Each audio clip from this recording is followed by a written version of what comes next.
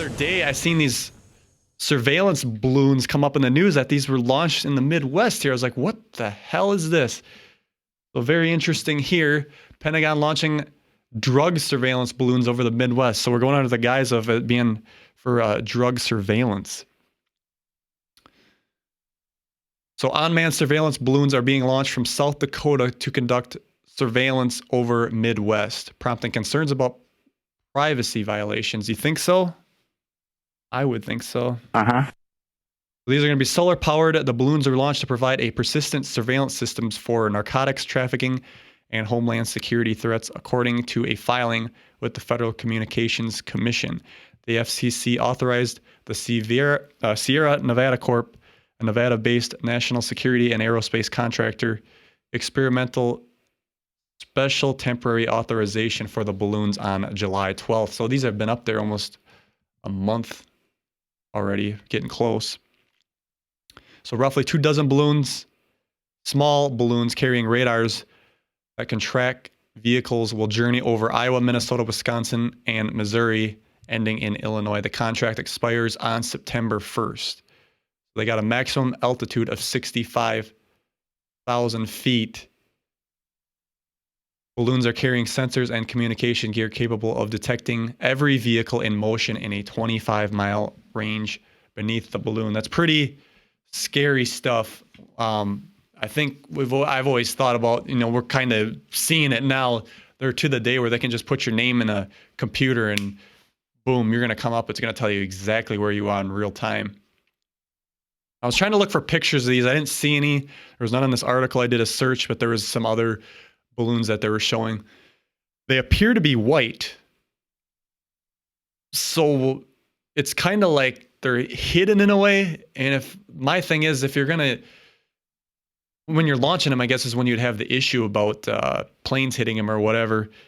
Why can't they have color, like red or something? You talk about safety, that these things are white. Yeah, these do get above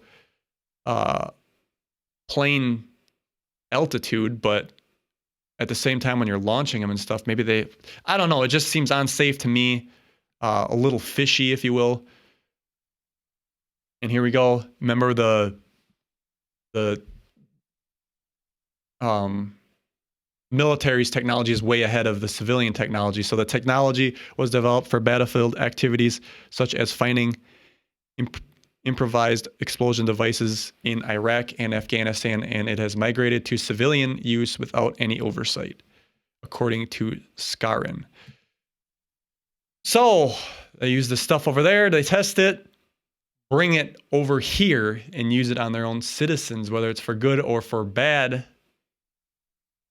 It's being done. And this goes right into my next article nicely, because the U.S. Army doubles down on direct energy weapons. I've talked about this before. I've showed articles on this before. The U.S. military, they actually shot that other drone down the other week. Thank you for the donation, Billy. Appreciate it. It says, I like donuts and boba. I'm going to buy some. So there's your shout out for the show. So direct energy weapons, you get them testing it over there. They used it. They tested it on a drone. Now they're going to double down on these things. Army officials just awarded contractors to weapon developers Northrop Grumman and Raytheon to develop direct energy weapons to attach to the tank like Stryker combat vehicle.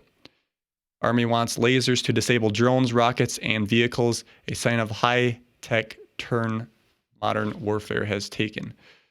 The time is now to get direct energy weapons to the battlefield.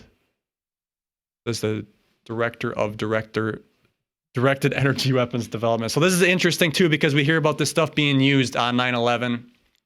They've probably had this stuff for a long time. You know it. They've used it.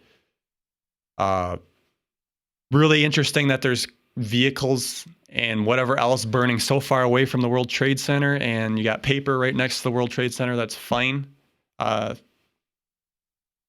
People are speculating directed energy weapons. I covered the California fires on this show. So they're using that crap already, and now it's just being announced. The Army recognizes the need for directed energy laser weapons as part of the Army's modernization plan. This is no longer a research effort or demonstration effort. It is strategic combat capability, and we are on the right path to get in the soldiers' hands. Oh, yeah. Oh, yeah. So there you have it, folks. They've tested it all. They're bringing this into the public domain. They're going to make it apparent for everyday people now, so because they obviously got stuff beyond this now. And it is scary, as Tim Jessica in the chat says. It's scary stuff. You want to do something what they agree with, they can just send this on you. And a lot of these weapons can't be traced. They'll knock you down and, his house, what did they call it? Combustion or whatever. Combustion. The name escapes me. Internal combustion, whatever. It blows up. There's no way to track it. You have these droughts in California that have been going on for so long. And, it's not anything. Yeah, it's probably been controlled. Like, the thing is, there's no evidence of it. It's very scary when it comes down to that. So with that, ladies and gentlemen, we're going to go to a commercial break. Come back, I'm going to show that UFO video. We're going to get the conspiracy theories, domestic terror threat, and much, much more. Stay tuned.